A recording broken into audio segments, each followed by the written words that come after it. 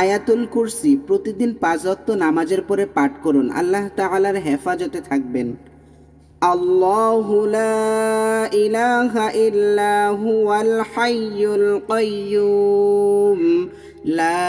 তাখুযুহু সিনাতুন ওয়ালা নাওম লাহু মা ফিস সামাওয়াতি ওয়া মা ফিল আরদ من ذا الذي يشفع عنده إلا بإذنه يعلم ما بين أيديهم وما خلفهم ولا يحيطون بشيء من علمه إلا بما شاء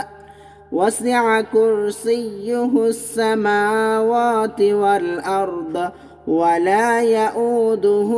حفظهما وهو العلي العظيم